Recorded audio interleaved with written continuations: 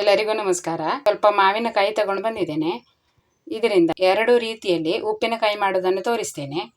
ಒಂದು ಇನ್ಸ್ಟೆಂಟ್ ಆಗಿ ಮಾಡಿಕೊಳ್ಳೋದು, 10 ನಿಮಿಷದೊಳಗೆ ಒಂದು ಉಪ್ಪಿನಕಾಯಿ ರೆಡಿ ಮಾಡೋದು. 2 ವರ್ಷದವರೆಗೆ ಉಪ್ಪಿನಕಾಯಿ ಬಾಳಿಕೆ ಬರಬೇಕಿದ್ರೆ ಯಾವ ಥರ ಹಾಕೋದು ಅಂತೇಳಿ ಕೂಡ ತೋರಿಸ್ತೇನೆ. 10 ನಿಮಿಷದಲ್ಲಿ ಮಾಡುವ ಉಪ್ಪಿನಕಾಯಿ ನಿಮಗೆ ಫ್ರಿಡ್ಜ್ ಇಲ್ಲದೆ ಒಂದು 10 ರಿಂದ 15 ದಿವಸ ಸ್ಟೋರ್ ಮಾಡಬಹುದು. ಮತ್ತೆ ಫ್ರಿಡ್ಜ್ ಇದ್ರೆ 1 ತಿಂಗಳವರೆಗೆ ಸ್ಟೋರ್ ಮಾಡಬಹುದು. ಈಗ ಮೊದಲಿಗೆ ಮಾವಿನಕಾಯಿಯನ್ನು ಚೆನ್ನಾಗಿ ತೊಳೆದು ಒರೆಸಿ ತಗೊಳ್ಬೇಕು. ನೀರಿನ ಅಂಶ ಇರಬಾರ್ದು. 10 ನಿಮಿಷದೊಳಗೆ ನೀವು ಮಾವಿನಕಾಯಿ ಉಪ್ಪಿನಕಾಯಿ ಹಾಕೋದಿದ್ರೆ ಈ ಮಾವಿನ ಮಿಡಿಗಳನ್ನು ಸಣ್ಣಗೆ ನೀವು ಕಟ್ ಮಾಡಿ ತಗೊಳ್ಬೇಕು. ನೋಡಿ, ಇಲ್ಲಿ ಕಟ್ ಮಾಡಿ ತಗೊಂಡಿದ್ದೇನೆ. ಒಂದು 10 ದಿವಸಕ್ಕೆ ಬರ್ಬೋದು ಅಷ್ಟು ಮಾವಿನಕಾಯಿಯನ್ನು ಕಟ್ ಮಾಡಿ ತಗೊಂಡಿದ್ದೇನೆ. ಈಗ ಒಂದು ಬೌಲ್ನಲ್ಲಿ ಅಥವಾ ಒಂದು ಭರಣಿಯಲ್ಲಿ ಹಾಕ್ಕೊಳ್ಬೇಕು ಇದನ್ನು.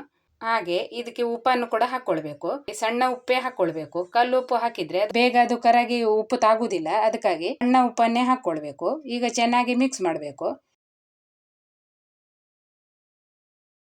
ಈಗ ಒಲೆ ಮೇಲೆ ಒಂದು ಸೌಟನ್ನು ಇಟ್ಟು ಬಿಸಿ ಮಾಡಿಕೊಳ್ಬೇಕು. ಅದರಲ್ಲಿ 1 ಚಮಚ ಆಗುವಷ್ಟು ಸಾಸಿವೆ ಹಾಕ್ಕೊಳ್ಬೇಕು. ಹಾಗೆ ಒಂದು 1/4 ಚಮಚ ಆಗುವಷ್ಟು ಮೆಂತ್ಯಕಾಳು ಹಾಕಬೇಕು. ಇದನ್ನೀಗ ಚೆನ್ನಾಗಿ ಹುರಿದು ತಗೊಳ್ಬೇಕು. ಈ ಉಪ್ಪಿನಕಾಯಿ ರೆಸಿಪಿಯನ್ನು ನನಗೆ ಅತ್ತೆ ಹೇಳಿಕೊಟ್ಟಿದ್ದು. ತುಂಬಾ ರುಚಿ ಆಗ್ತದೆ. 1 ಅಥವಾ 2 ಮಾವಿನಕಾಯಿ ಸಿಕ್ಕಿದ್ರೂ ನೀವು ಈ ಉಪ್ಪಿನಕಾಯಿಯನ್ನು ಮಾಡ್ಕೊಳ್ಬೋದು. 10 ನಿಮಿಷದಲ್ಲಿ ರೆಡಿ ಮಾಡಿಕೊಳ್ಳಿಕ್ಕೆ ಆಗ್ತದೆ. ಈಗ ಸಾಸಿವೆ ಮತ್ತು ಮೆಂತ್ಯಕಾಳನ್ನು ಚೆನ್ನಾಗಿ ಹುರಿದು ತಗೊಂಡಿದ್ದೇನೆ. ನೋಡಿ, ಮೆಂತ್ಯ ಸ್ವಲ್ಪ ಕಲರ್ ಚೇಂಜ್ ಆಗಿದೆ. ಹಾಗೆ ಸಾಸಿವೆ ಕೂಡ ಚೆನ್ನಾಗಿ ಸಿಡಿದಿದೆ. ಈಗ ಇದನ್ನು ತಣಿದ ಮೇಲೆ ಪುಡಿ ಮಾಡಿ ತಗೊಳ್ಬೇಕು. ಈಗ ಅದೇ ಸೌಟನ್ನು ವಾಪಸ್ ಒಲೆ ಮೇಲೆ ಇಟ್ಟಿದ್ದೇನೆ. ಅದರಲ್ಲಿ ಒಂದು 3 ಚಮಚ ಆಗುವಷ್ಟು ಎಣ್ಣೆ ಹಾಕಿದ್ದೇನೆ. ಅರ್ಧ ಚಮಚ ಆಗುವಷ್ಟು ಸಾಸಿವೆ ಹಾಕ್ಕೊಳ್ಬೇಕು. ಸಾಸಿವೆ ಚೆನ್ನಾಗಿ ಸಿಡಿದ ಮೇಲೆ ಗ್ಯಾಸ್ ಆಫ್ ಮಾಡಬೇಕು. ಆಮೇಲೆ ಹಿಂಗೆ ಹಾಕ್ಕೊಳ್ಬೇಕು. 1 ಚಮಚ ಆಗುವಷ್ಟು ಹಿಂಗಿನ ಪುಡಿ ಹಾಕ್ಕೊಳ್ಬೇಕು. ಈಗ ಈ ಒಗ್ಗರಣೆಯನ್ನು ಚೆನ್ನಾಗಿ ತಣಿಲಿಕ್ಕೆ ಬಿಡಬೇಕು. ತಣಿದ ಮೇಲೆ ಇದಕ್ಕೆ ಏನೆಲ್ಲ ಹಾಕಬೇಕು ಅಂತ ನಿಮಗೆ ತೋರಿಸ್ತೇನೆ. ಈಗ ಮೊದಲಿಗೆ ಸಾಸಿವೆ ಮತ್ತು ಮೆಂತ್ಯಕಾಳನ್ನು ಕುಟ್ಟಿ ಪುಡಿ ಮಾಡಿಕೊಳ್ತಾ ಇದ್ದೇನೆ. ನೀವು ಮಿಕ್ಸರಲ್ಲಿ ಹಾಕಬೇಕಿದ್ರು ಇದನ್ನು ಪುಡಿ ಮಾಡಿ ತಗೊಳ್ಬಹುದು. ನಯವಾಗಿ ಪುಡಿ ಮಾಡಿಕೊಂಡ್ರೆ ಆಯಿತು. ಈಗ ಒಗ್ಗರಣೆ ಚೆನ್ನಾಗಿ ತಣಿದಿದೆ. ಸಾಸಿವೆ ಮತ್ತು ಮೆಂತ್ಯಕಾಳಿನ ಪುಡಿಯನ್ನು ಅದರಲ್ಲೇ ಹಾಕ್ಕೊಳ್ಬೇಕು. ಹಾಗೆ ನಿಮಗೆ ಖಾರಕ್ಕೆ ಎಷ್ಟು ಮೆಣಸನ್ನು ಹುಡಿಬೇಕು ಅಷ್ಟು ನೀವು ಹಾಕ್ಕೊಳ್ಬೋದು. ನೀವು ಉಪ್ಪಿನಕಾಯಿ ಎಷ್ಟು ಖಾರ ಮಾಡ್ತೀರಿ ನೋಡಿ, ಅದಕ್ಕೆ ಸರಿಯಾಗಿ ನೀವು ಮೆಣಸಿನ ಹುಡಿಯನ್ನು ಹಾಕ್ಕೊಳ್ಬೇಕು. ಮತ್ತೆ ಚೆನ್ನಾಗಿ ಮಿಕ್ಸ್ ಮಾಡಬೇಕು. ಒಗ್ಗರಣೆ ಮಾಡಿ ಉಪ್ಪಿನಕಾಯಿ ಮಾಡೋದು ಇಷ್ಟ ಇಲ್ಲ ಅಂತ ಆದರೆ ಮೆಂತ್ಯ ಮತ್ತು ಸಾಸಿವೆ ಪುಡಿಯನ್ನು ಹಾಗೆ ಉಪ್ಪು ಹಚ್ಚಿಟ್ಟ ಮಾವಿನಕಾಯಿಯೊಳಗೆ ಮಿಕ್ಸ್ ಮಾಡಿ ತಗೊಳ್ಬೋದು. 2.5 ಚಮಚ ಆಗುವಷ್ಟು ಮೆಣಸಿನ ಹುಡಿ ಹಾಕಿದ್ದೇನೆ. ಈಗ ಚೆನ್ನಾಗಿ ಮಿಕ್ಸ್ ಮಾಡ್ಕೊಳ್ಬೇಕು. ಬೇಕಿದ್ರೆ ಒಂದು ಸ್ವಲ್ಪ ಅರಿಶಿನ ಕೂಡ ಹಾಕ್ಕೊಳ್ಬೋದು. ಈಗ ಇದನ್ನು ಚೆನ್ನಾಗಿ ಮಿಕ್ಸ್ ಮಾಡುವ. ಹೀಗೆ ಮಿಕ್ಸ್ ಮಾಡಿ ಆದಮೇಲೆ ಈ ಮಸಾಲೆಯನ್ನು ಉಪ್ಪು ಹಚ್ಚಿಟ್ಟ ಮಾವಿನಕಾಯಿಗೆ ಹಾಕ್ಕೊಳ್ಬೇಕು. ಮತ್ತೆ ಚೆನ್ನಾಗಿ ಮಿಕ್ಸ್ ಮಾಡಬೇಕು. ರುಚಿಯಾದ ಉಪ್ಪಿನಕಾಯಿ ರೆಡಿ ಆಗ್ತದೆ ನೋಡಿ. 10 ನಿಮಿಷದೊಳಗೆ ನೀವು ಈ ಉಪ್ಪಿನಕಾಯಿ ಮಾಡ್ಕೊಳ್ಬೋದು. ಈ ಥರದ ಉಪ್ಪಿನಕಾಯಿಯನ್ನು ನಾವು 10 ದಿವಸಕ್ಕೆ ಬೇಕಾಗುವಷ್ಟು ಮಾತ್ರ ಮಾಡ್ಕೊಳ್ತೇವೆ. ಫ್ರಿಡ್ಜ್ ಇಲ್ಲದಿದ್ದರೆ ಹೊರಗಡೆ ನೀವು ಇಡುವುದಿದ್ರೆ ಒಂದು 10 ದಿವಸದವರೆಗೆ ಚೆನ್ನಾಗಿರ್ತದೆ.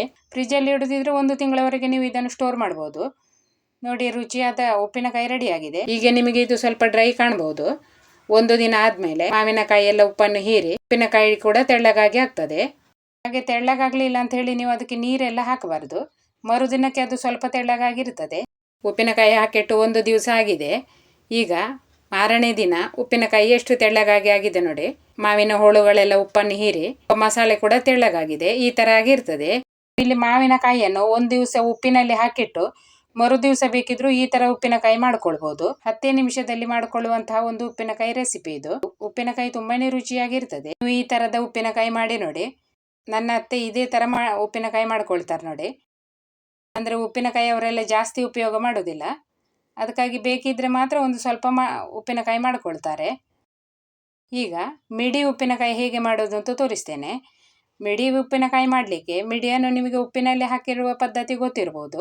ಉಪ್ಪಿನಲ್ಲಿ ಹಾಕಿಡುವ ಪದ್ಧತಿಯನ್ನು ತೋರಿಸ್ತಾ ಇಲ್ಲ. ಈಗ ಮೊದಲ ಬಾರಿಗೆ ಯಾರಾದ್ರೂ ಮಿಡಿ ಉಪ್ಪಿನಕಾಯಿ ಮಾಡೋದಿದ್ರೆ ಮಿಡಿಯನ್ನು ಹೇಗೆ ಉಪ್ಪಿನಲ್ಲಿ ಹಾಕಿಡುವುದು ಅಂತ ಗೊತ್ತಿರ್ಲಿಕ್ಕಿಲ್ಲ. ಮಿಡಿ ಉಪ್ಪಿನಕಾಯಿಯ ವಿಡಿಯೋವನ್ನು ಚಾನೆಲಲ್ಲಿ ಹಾಕಿದ್ದೇನೆ. ನೀವು ಯಾರಾದರೂ ನೋಡದವರಿದ್ದರೆ ನಾನು ಈ ಡಿಸ್ಕ್ರಿಪ್ಷನಲ್ಲಿ ಅದರ ಲಿಂಕನ್ನು ಕೊಡ್ತೇನೆ. ಮಿಡಿಯನ್ನು ಹೇಗೆ ಉಪ್ಪಿನಲ್ಲಿ ಹಾಕೋದು ಮತ್ತು ಹೇಗೆ ಉಪ್ಪಿನಕಾಯಿ ಹಾಕೋದು ಅನ್ನುವ ಕಂಪ್ಲೀಟ್ ವಿಡಿಯೋ ಇದೆ. ಗೊತ್ತಿಲ್ಲದವರು ಅದನ್ನು ನೋಡ್ಕೊಳ್ಳಿ. ಈಗ ನೋಡಿ, ಮಾವಿನ ಮಿಡಿ ಉಪ್ಪಿನಲ್ಲಿ ಹಾಕಿಟ್ಟದ್ದುಂಟು. ಒಂದು 8 ರಿಂದ 10 ದಿವಸ ಉಪ್ಪಿನಲ್ಲಿ ಹಾಕಿಟ್ಟ ಮೇಲೆ ಈ ಥರ ಮಾವಿನ ಮಿಡಿ ಆಗಿರ್ತದೆ. ಅದನ್ನು ಈಗ ಒಂದು ಕಾಟನ್ ಬಟ್ಟೆ ಮೇಲೆ ನೀವು ಹರಡಿ ಇಡಬೇಕು. ಈಗ ಇದಕ್ಕೆ ಉಪ್ಪು ನೀರು ರೆಡಿ ಮಾಡಿಕೊಳ್ಬೇಕು. ಒಂದು ಪಾತ್ರೆಯಲ್ಲಿ 2 ಮುಷ್ಟಿ ಆಗುವಷ್ಟು ಉಪ್ಪನ್ನು ಹಾಕ್ಕೊಂಡಿದ್ದೇನೆ. 2 ಮುಷ್ಟಿ ಉಪ್ಪು ಹಾಕಿದರೆ ಅದಕ್ಕೆ 3 ರಿಂದ 4 ಕಪ್ ಆದರೂ ನೀರು ಹಾಕ್ಕೊಳ್ಬೇಕು. ಈಗ ಈ ನೀರನ್ನು ಒಲೆ ಮೇಲಿಟ್ಟು ಕುದಿಸಿಕೊಳ್ಬೇಕು. ಉಪ್ಪು ಚೆನ್ನಾಗಿ ಕರಗಬೇಕು. ಚೆನ್ನಾಗಿ ಕುದೀತಾ ಉಂಟು. ಈಗ ಈ ಗ್ಯಾಸ್ ಆಫ್ ಮಾಡಿ ಇದನ್ನು ತಣಿಲಿಕ್ಕೆ ಬಿಡಬೇಕು. ತಣಿದ ಮೇಲೆ ಇದನ್ನು ಗಾಳಿಸಿ ತಗೊಳ್ಬೇಕು. ಉಪ್ಪಿನಲ್ಲಿ ಕಸ ಎಲ್ಲ ಇರ್ತದೆ. ಈಗ ಇದೇ ನೀರನ್ನು ನೀವು ಉಪ್ಪಿನಕಾಯಿಗೆ ಉಪಯೋಗಿಸೋದು. ಈಗ ಉಪ್ಪು ನೀರೆಲ್ಲ ರೆಡಿ ಆಯಿತು. ಈಗ ಉಪ್ಪಿನಕಾಯಿ ಮಸಾಲೆ ಹೇಗೆ ತಯಾರಿಸೋದು ಅಂತ ತೋರಿಸ್ತೇನೆ. ಈಗ ಸಾಸಿವೆಯನ್ನು 4 ದಿವಸ ಚೆನ್ನಾಗಿ ಬಿಸಿಲಲ್ಲಿ ಒಣಗಿಸಿ ತಗೊಂಡಿದ್ದೇನೆ. ತೊಳೆದು ಒಣಗಿಸಬೇಕು. ಆಮೇಲೆ ಅದನ್ನು ಪುಡಿ ಮಾಡಬೇಕು. 1 ಕಪ್ ಆಗುವಷ್ಟು ಸಾಸಿವೆಯನ್ನು ಮಿಕ್ಸಿ ಜಾರಲ್ಲಿ ಹಾಕೊಂಡಿದ್ದೇನೆ. ಅದಕ್ಕೆ ಒಂದು ಸಣ್ಣ ಹಿಂಗನ್ನು ಹಾಕ್ಕೊಳ್ಬೇಕು. ಇಲ್ಲಿ ನಾನು 30ರಿಂದ 40 ಮಾವಿನ ಮಿಡಿಯದ್ದು ಉಪ್ಪಿನಕಾಯಿ ಮಾಡೋದು. ಹಾಗಾಗಿ 1 ಕಪ್ ಆಗುವಷ್ಟು ಸಾಸಿವೆ ಸಾಕಾಗ್ತದೆ. ಹಾಗೆ ಅದಕ್ಕೆ ಒಂದು ಸ್ವಲ್ಪ ಅರಶಿನ ಹಾಕಿ ಮೊದಲಿಗೆ ಹಾಗೆ ಪುಡಿ ಮಾಡಿ ತರಬೇಕು. ಆಮೇಲೆ ಮಾಡಿಟ್ಟ ಉಪ್ಪು ನೀರು ಹಾಕಿ ರುಬ್ಬಿಕೊಳ್ಬೇಕು.